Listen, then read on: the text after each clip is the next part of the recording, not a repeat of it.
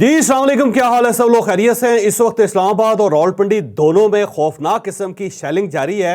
हर तरफ आंसू गैस के बादल हैं और लोग इंतहाई परेशान हैं। लोगों ने अपने मुंह के ऊपर टॉवल रखे हुए हैं। जो घरों के अंदर लोग बैठे हुए हैं उन सबको भी इंतहाई तकलीफ के अमल से गुजरना पड़ रहा है। रावलपिंडी इस्लामाबाद में इस वक्त हो क्या रहा है ये हम आपको आज के वीलाक में बताएंगे।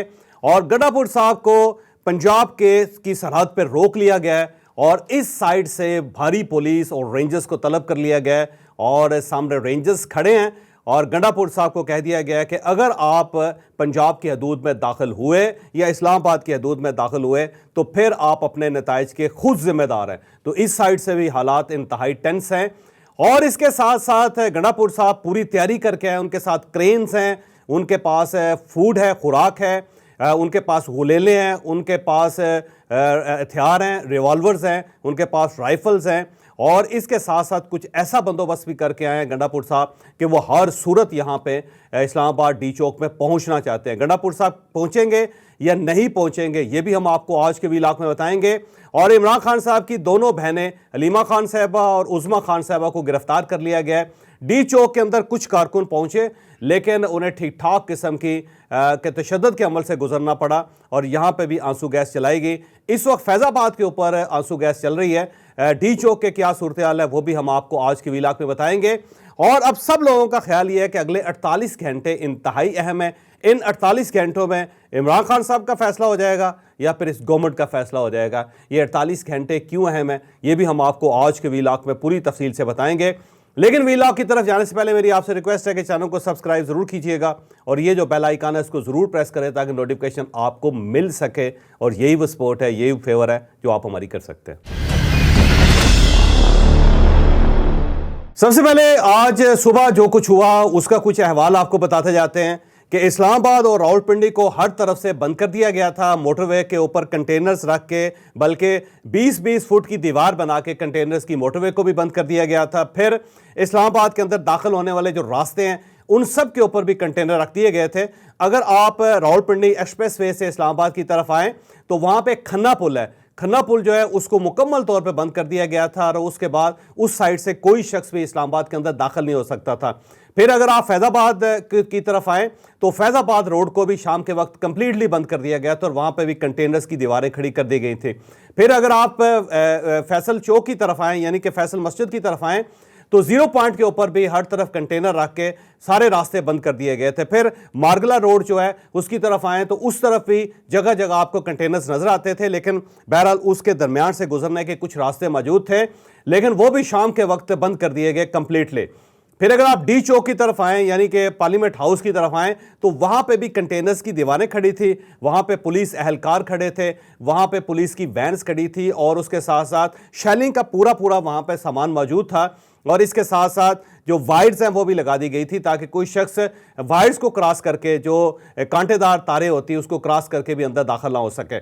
तो सुबह के वक्त कुछ कारकुन वहाँ पे आए और उन सबको गिरफ्तार करके पुलिस अपने साथ ले गई। शाम के वक्त की जो फिगर थी वो 850 थी। 850 के करीब कारकुनों को डी चौक के अंदर से गिरफ्तार किया गया था जिसमें हलीमा खान साहबा और उज़मा खान साहबा भी शामिल हैं। और वहाँ पे शौकत बसरा साहब अपना एक छोटा सा काफिला लेके आए थे और वो भी साइडों से निकल के वहाँ पे पहुंचे और उन्होंने वहाँ पे चीफ जस्टिस ऑफ पाकिस्तान का पुतला जलाया और नारे लगाए। लेकिन उसके बाद शौकत बसरा साहब भी गायब हो गए, या वो खुद चले गए या फिर उन्हें पुलिस ने गिरफ्तार कर लिया।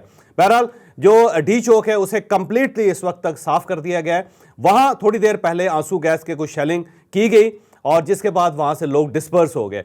अब हम आते हैं रावलपिंडी की तरफ। तो रावलपिंडी के अंदर से शाम के वक्त यूं ही मगरिब की अजान हुई तो वहाँ से लोगों ने बाहर निकलना शुरू कर दिया और वो मरी रोड पे आ गए। मरी रोड पे आके उन्होंने नारेबाजी करनी शुरू कर दी और वो काफिला दर काफिला इस्लामाबाद की तरफ रवाना हो गए। जिसके बाद फिर रावलपिंडी की पुलिस ने शेलिंग शुरू कर दी और शेलिंग की वजह से मरी रोड के ऊपर जितने लोग वहाँ पे मौजूद थे सबको सांस का प्रॉब्लम आया और जो वहाँ पे घरों के अंदर लोग हैं उन सब ने भी वॉशरूम्स का की तरफ रुख कर लिया और गीले तौलिए करके उन्होंने अपने मुंह पे रखने शुरू कर दिए, बल्कि वहां पे जितने मरीज हैं उन सब की हालत नागुफ्ता बे होगी और लोग हाथ से परेशान हैं मरी रोड के दाएं बाएं जो लोग रहने वाले हैं। और उससे पहले क्योंकि आज सारा दिन स्कूल्स बंद रहे थे, मार्केट्स बंद रही, सारे दफातर बंद रहे, यानी गवर्नमेंट के किसी दफ्तर के अंदर भी हाजिरी नहीं हो सकी और जो प्राइवेट दफातर है उनका स्टाफ भी ना रावलपिंडी से निकल सका और ना इस्लामाबाद पहुंच सका, ना इस्लामाबाद के लोग रावलपिंडी जा सके। तो हर तरफ से क्योंकि रास्ते बंद थे, इस वजह से सारे दफातर बंद रहे, सारे स्कूल बंद रहे और इवन अस्पतालों को जाने वाले रास्ते भी बंद रहे। और कई जगहों पे ऐसा भी हुआ कि एम्बुलेंस जो थी वो कंटेनर्स के सामने जाके खड़ी हो गई, कई लोग एम्बुलेंस के अंदर ही उनकी जान चली गई और वो इलाज तक नहीं पहुंच सके। आज जितने इस्लामाबाद और रावलपिंडी के अस्पतालों के अंदर जो ऑपरेशन थे वो सारे के सारे सस्पेंड कर दिए गए। तो उसमें बड़े क्रिटिकल लोग भी थे, कुछ 3-4 ऐसे मरीज भी थे कि जो हादसों के नज़र हो गए थे और हादसों की वजह से शदीद जख्मी थे और उनका आज ऑपरेशन होना था, लेकिन जो सूरत हाल यहाँ इस्लामाबाद के अंदर थी उसकी वजह से उनका ऑपरेशन भी नहीं हो सका। सुबह से गवर्नमेंट ने यहाँ पे तमाम वाईफाई बंद कर दिया था और कई जगहों पे केबल्स भी बंद थी ताकि जो टेलीविजन्स हैं वो भी ना चल सकें और इसके साथ साथ फिर जो मोबाइल फ़ोन सर्विसेज हैं वो भी मुअत्तल रही। अब बड़ी मुश्किल से थोड़ी देर के लिए मोबाइल सिग्नल्स आए हैं, लेकिन जहाँ पर मैं मौजूद हूँ यहाँ पे सुबह से सिग्नल नहीं थे और अब जाके थोड़ी देर के लिए सिग्नल्स आए हैं, जिसकी वजह से हम अब ये वीडियो बना रहे हैं। अब ये मुझे मालूम नहीं है कि वीडियो अपलोड भी हो सकेगी या नहीं हो सकेगी, क्योंकि जो इंटरनेट है उसका बड़ा सीरियस क्राइसिस है और फिर फायरवॉल भी इस वक्त एक्टिव है और यूट्यूब जो है उसकी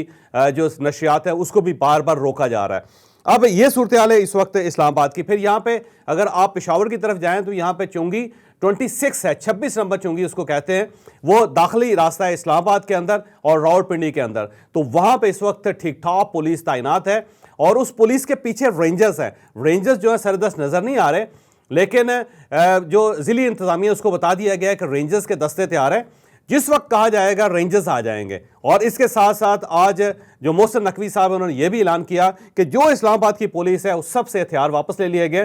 किसी भी शख्स के पास जो इस्लामाबाद पुलिस के साथ उसका ताल्लुक है उसके पास कोई असलहा नहीं है और जितने लोग हैं वो गैर मुसल्लह हैं। हाल बताऊँ उनके पास शेलिंग की राइफल्स हैं, फिर उनके ऊपर पास रबड़ बुलेट्स की राइफल्स हैं और फिर उनके पास लाठियाँ हैं और साथ जो शील्ड्स हैं जिनसे वो अपना बचाव कर सकें। लेकिन बहरहाल इस बार एक बड़ी अच्छी चीज़ ये हुई कि मोहसिन नकवी साहब ने पुलिस को बड़ा ज़बरदस्त किस्म का इक्विपमेंट लेके दिया है जो आपको बाहर यूरोप के अंदर नज़र आता है या हॉलीवुड की फिल्मों के अंदर नज़र आता है। जहाँ पे राइट्स होते हैं, जहाँ पे हादसे होते हैं, जहाँ पे एहतजाज होता है, तो वहाँ पे पुलिस फुली कवर्ड होती है। आपने देखा होगा कि उन्होंने हेलमेट पहने होते हैं, यहाँ पे उन्होंने गार्ड्स लगाए होते हैं इस जगह पे, यहाँ पे बुलेट प्रूफ जैकेट्स पहनी होती हैं, फिर उन्होंने जो उनके घुटने हैं उसके ऊपर उन्होंने कवर रखा होता है। तो हर किस्म के उनके पास इक्विपमेंट्स होते हैं। तो इस वक्त जो पुलिस इस्लामाबाद की है जिसने राइट्स का या मुजाहिरीन का मुकाबला कर रहे हैं वो मुकम्मल तौर पे इक्विप्ड है, उसके पास जदीद किस्म के आलात मौजूद हैं और उसके साथ वो मुकाबला करेंगे गंडापुर साहब का।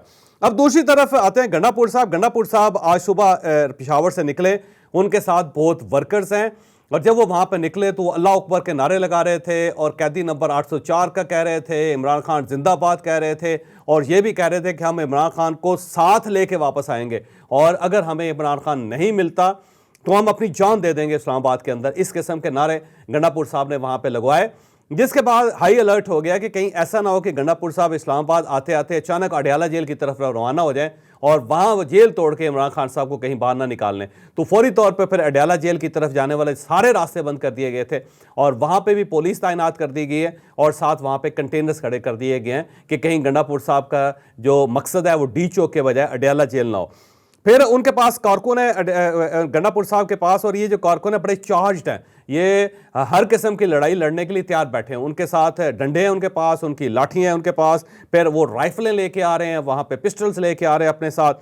फिर कारकुनों ने गुलेलें उठाई हुई हैं, रखी हुई हैं और साथ उनके जो बंटे होते हैं ना, जो आपने गोलियां देखी होंगी शीशे की जो आप खेलते होंगे बच्चे, उन्होंने बड़े बड़े तोड़े भरे हुए हैं, यानी बड़ी बड़ी बोरियां भरी हुई हैं जो कंचों की हैं और वो सब कारकुनों के अंदर तकसीम कर दिए गए हैं कि जब वो यहाँ पहुँचे और सामने पुलिस आए तो वो गुलेलों से उन सब का मुकाबला करें।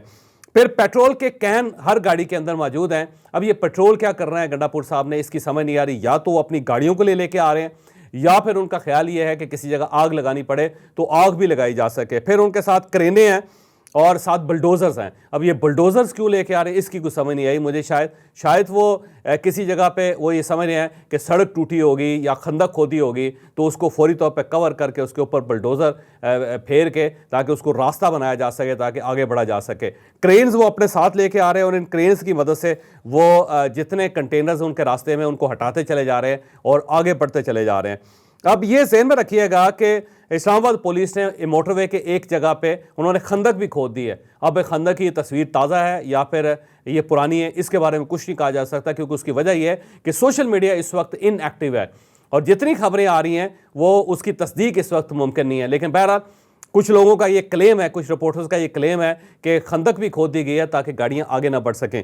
फिर एक साहब ये बता रहे थे कि पुलिस ने एक पूरा ट्रक कीलों का ले लिया हुआ है और कीलों की बोरियां हैं जो एक छोटे से ट्रक के अंदर रखी गई हैं और उसका मकसद ये है कि अगर सारे इंतजामात हो गए और सब कुछ करके देख लिया लेकिन इसके बावजूद भी अगर काफिला नहीं रुकता तो फिर पुलिस सड़क के ऊपर कीलें बखेरती हुई आगे बढ़ती चली जाएगी ताकि जो भी काफिले की गाड़ी होगी उसको फौरी तौर पे उसका टायर ब्रस्ट हो जाए और फिर वो आगे ना बढ़ सके। और अगर गाड़ियों के टायर ब्रस्ट हो गए तो मेरा नहीं ख्याल कि गंडापुर साहब के पास टायर बदलने का ऑप्शन होगा या उन्होंने ये सोचा होगा कि ये भी हो सकता है, क्योंकि पुलिस ने एक नई स्ट्रैटेजी ये भी इवॉल्व की है कि हमारे पास कीलें होनी चाहिए और जब आगे बढ़े काफिला और हमें यह महसूस हो कि अब इसको नहीं रोका जा सकता तो हम कीलें बखेर के वहाँ से निकल जाएं और उसके बाद फिर जितनी गाड़ियों के टायर्स ब्रस्ट होंगे उनको रिपेयर करना फिर इतना आसान काम नहीं होगा। तो ये भी किया जा रहा है। फिर इसके साथ साथ एक और जो बंदोबस्त है वो बड़ा दिलचस्प है जिसका मैं जिक्र करता जाऊं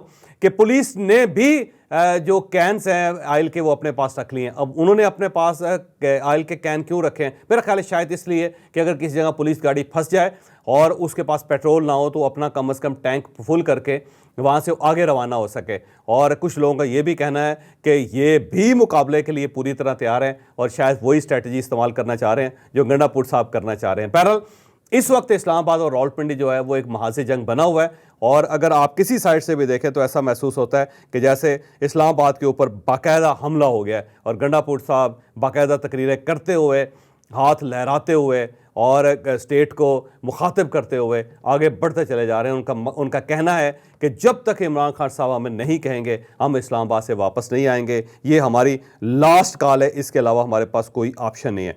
अब सवाल ये है कि अगले 48 घंटे क्यों अहम है? इसलिए अहम है कि गंडापुर साहब ये समझते हैं, बल्कि इमरान खान साहब भी ये समझते हैं कि गवर्नमेंट ने आने वाले दिनों में दो काम करने हैं। पहली बात तो ये कि बड़ी मुद्दत बाद इस्लामाबाद के अंदर एक बड़ी कॉन्फ्रेंस हो रही है जिसे शंघाई ताउन तंजीम की कॉन्फ्रेंस कहते हैं, वो मीटिंग है और इसमें अब इंडिया का वज़ीर ख़ारजा भी आ रहा है और बड़ी मुद्दत बाद इंडिया और पाकिस्तान के रिलेशन जो हैं वो डेवलप हो रहे हैं, बेहतर हो रहे हैं। और ये जो ताल्लुकात थे इमरान खान साहब के दौर पे ख़राब हुए थे। आपको अगर याद हो इमरान खान साहब की कुछ ट्वीट्स थी जिसका रद्द-ए-अमल ये निकला कि ये ताल्लुकात ख़राब हो गए और दूसरा जो कश्मीर के ऊपर भारत ने कब्ज़ा किया था उसके बाद भी ये ताल्लुकात ख़राब हो गए। तो अब उनकी तरफ से वज़ीर ख़ारजा अनाउंस कर दिया गया है कि वो यहाँ पहुँच रहे हैं।